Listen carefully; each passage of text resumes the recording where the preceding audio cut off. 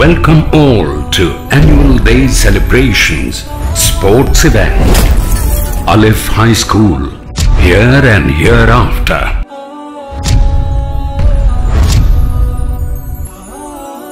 A complete modern education with Islamic values. Success of both the worlds, Dunya and Akhirat.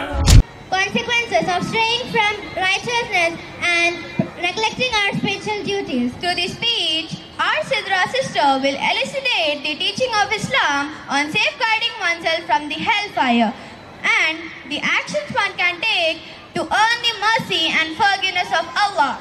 So let us heed the wisdom of Islam as we reflect on the steps we can take to protect ourselves from the hellfire and attain salvation in the hereafter.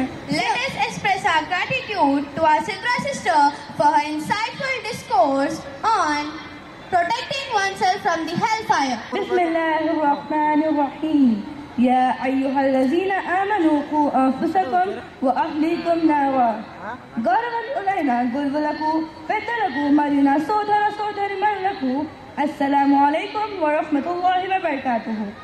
అనంత కరుణమయుడు, ఎంతో పరిశుద్ధుడు, సకల లోకాల చక్రవర్తి, మన అందరి సృష్టికర్త అయిన అల్లాహ్ పేరుతో నేను ప్రారంభిస్తున్నాను. ఈరోజు నా అంశం మనం మనల్ని మరియు మన కుటుంబాన్ని నరకాగ్ని నుంచి ఎలా కాపాడుకోవాలి, ఏం చేయాలి అనే విషయాలను వివరించాలనుకుంటున్నాను. అల్లాహ్ మన అందరికీ శ్రద్ధగా ఈ మాటలను వినే సౌభాగ్యాన్ని కలిగించుగాక. ఇల్మే దీన్ మరియు ఖురాన్ విద్య ఒక దివ్యకాంతి. ఈ విద్యను మన పిల్లలను నేర్పించడం మన బాధ్యత. అయితే మనం మన పిల్లల రాకముందు 100 కళ్ళుతో ఎదురు చూస్తాము. వారికి ఏమైనా చేయడానికి సిద్ధంగా ఉంటాము. వాళ్ళు పుట్టినప్పటి నుంచి గుండెల మీద పెట్టి పెంచుతాము, పెద్ద చేస్తాము. ఎందుకు సోదరా సోదరిమణులారా? ఎందుకంటే పిల్లలంటే ప్రేమ, ప్రాణం. మరియు మన పిల్లలు ఎప్పుడైనా సుఖంగా ఉండాలని ఆలోచిస్తాము. రోగాలు కష్టాలు రాకుండా ఉండాలని కోరుకుంటాము. మరియు భయంకరమైన నరకాగ్ని నుంచి ఎలా కాపాడుకోవాలి అని ప్రయత్నిస్తున్నామా? అల్లాహ్ ఖురాన్లో ఇలా వివరించారు. పార నంబర్ 28 ఆయత్ నంబర్ 6. యా అయ్యుహల్లజీనా ఆమను ఖు అంఫుసకుం వ అహ్లీకుం నారా.